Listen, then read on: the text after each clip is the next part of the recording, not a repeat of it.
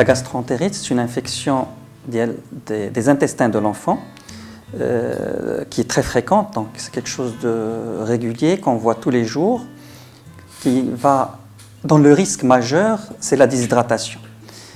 La gastroentérite va se manifester essentiellement par de la diarrhée, donc c'est des selles qui sont très fréquentes en nombre et qui sont souvent très liquides. En plus, elle peut s'associer à des vomissements, à de la fièvre, à de la fatigue, de l'asthénie et des enfants qui de plus en plus refusent de manger, refusent de boire et donc vont se déshydrater.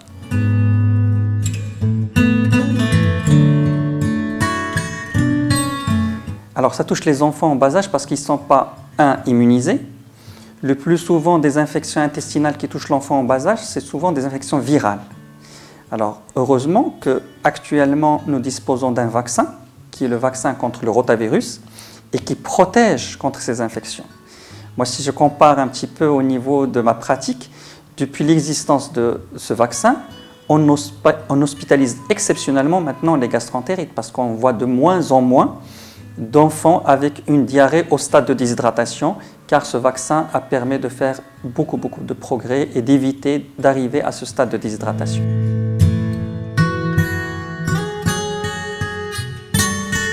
Effectivement, donc il n'y a pas que la diarrhée, donc il y a les vomissements qui peuvent être associés, il y a de la fièvre, il y a de l'asthénie et puis il y a tous les signes de gravité, c'est-à-dire les signes de déshydratation. Alors c'est quoi ces signes de déshydratation? Tout d'abord, c'est un enfant qui n'est plus comme d'habitude, qui va pas jouer, qui est abattu, qui va vouloir dormir tout le temps, qui va avoir une peau qui est très sèche, qui ne voudra pas voir, qui ne va pas vouloir manger.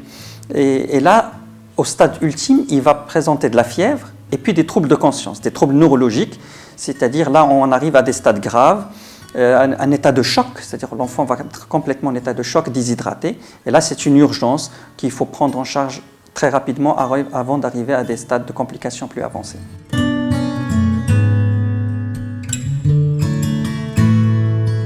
Alors, le principal élément du traitement, c'est la réhydratation. Comme on est le plus souvent devant des infections virales, l'élément essentiel, c'est la réhydratation. Alors, cette réhydratation, d'abord, pour les mamans qui donnent le sein, qui allaitent, il faut maintenir le lait maternel. C'est très important. Il n'y a pas de contre-indication à maintenir le lait maternel, même si l'enfant vomit. Il faut lui proposer régulièrement.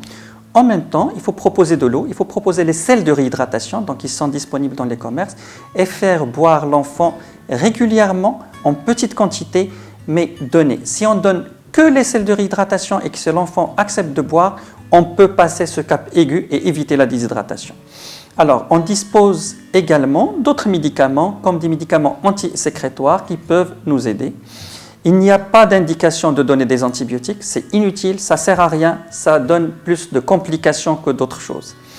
Ce qu'on donne, donc comme j'ai dit, c'est la réhydratation, l'élément le plus important, des antisécrétoires, un médicament pour la fièvre en cas de fièvre.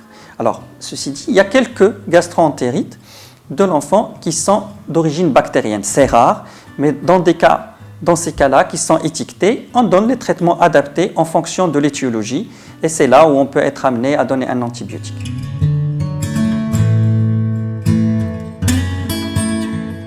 Pour les tout petits, c'est-à-dire les moins de 1 an, on peut être amené à donner, comme j'ai dit, maintenir le lait maternel, d'accord, ou donner un lait sans lactose. Là, c'est pour les tout petits. Pour les grands, non, on peut maintenir un régime normal. L'essentiel, c'est de boire énormément, de donner des aliments qui sont faciles à digérer, de continuer à donner une alimentation variée, c'est-à-dire que l'enfant va accepter et en même temps le faire boire régulièrement.